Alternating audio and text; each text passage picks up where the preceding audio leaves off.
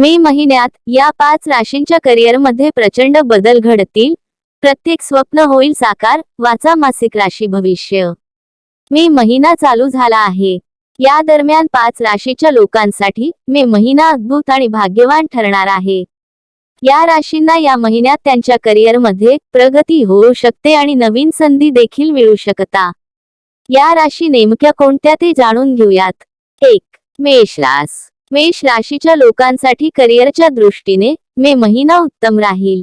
10व्या भावाचा स्वामी शनी संपूर्ण मे महिना तुमच्या 11व्या भावात राहील. या महिन्यात तुम्हाला नवीन आणि अद्भुत संधी मिळू शकतात. तुम्ही काम करत असाल तर या महिन्यात नवीन संधी तुमच्या वाट्याला येतील. तुमचा बॉस तुमच्या कामावर खुश असेल. मात्र कामाच्या ठिकाणी विरोधकांपासून दूर राहा. लोक तुमच्या कामात अडचणी निर्माण करू शकतात, पण तुमच्या करिअरमध्ये तुम्हाला फायदा होईल. 2. वृषभ रास. मे महिना वृषभ राशीच्या लोकांसाठी चांगला राहील.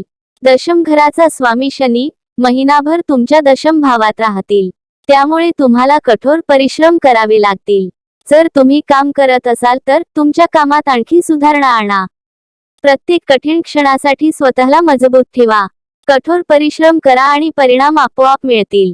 पगारात वाढ आणि बढती मिळण्याची शक्यता आहे. कोणाशीही तुमचे संबंध खराब करू नका. तुम्हाला अडचणींचा सामना करावा लागू शकतो. 3. कर्क रास. मे महिना कर्क राशीच्या लोकांसाठी करिअरसाठी खूप चांगला राहील. गुरु आणि शुक्र सोबत दशम भावात उच्चस्थानी सूर्य असल्यामुळे नोकरीत तुम्हाला नशीब मिळेल. मे महिन्यात तुम्हाला नोकरीच्या संधी मिळतील. जर तुम्ही बऱ्याच काळापासून नोकरी बदलण्याचा विचार करत असाल तर तुम्हाला नवीन नोकरी मिळू शकते. या महिन्यात तुम्हाला वरिष्ठ पद देखील मिळू शकते. तुमचे पैसे एखाद्या कामात किंवा योजनेत अडकले असतील तर ते परत मिळू शकतात. 4. तूळ रास.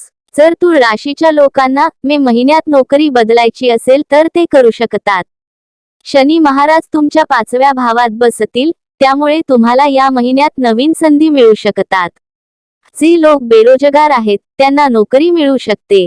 या महिन्यात तुमचे काम चांगले आणि चांगले कसे करता येईल याची विशेष काळजी घ्या. या महिन्यात कोणाशीही भांडणे टाळा. जर तुम्ही व्यवसाय करत असाल तर तुम्हाला चांगले यश मिळेल. 5. मकर रास. मकर राशीचे लोक या महिन्यात पूर्ण एकाग्रतेने काम करतील. दशम भावाचा स्वामी शुक्र महाराज 4थ्या भावात विराजमान असून 10व्या भावात पूर्ण दृष्टी ठेवून पाहतील.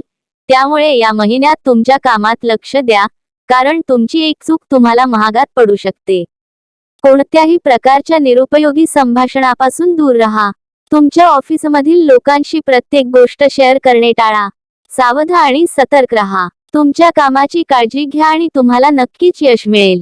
मित्रांनो, तुम्हाला ही माहिती कशी वाटली? आवडली असेल तर लाईक, शेअर आणि आमच्या ह्या चॅनेलला सबस्क्राईब करायला विसरू नका. डिस्क्लेमर: या लेखात देण्यात आलेली माहिती ही उपलब्ध सामान्य माहितीवर आधारित आहे. हा लेख केवळ माहितीसाठी दिला जात आहे. आमचे चॅनेल या लेखातील माहितीची पुष्टी करत नाही किंवा लेखातील गोष्टींना दुजोरा देत नाही. कोणताही उपाय करण्यापूर्वी किंवा माहितीची देवाणघेवाण करण्यासाठी संबंधित विषयातील तज्ज्ञांचा सल्ला अवश्य घ्या. धन्यवाद.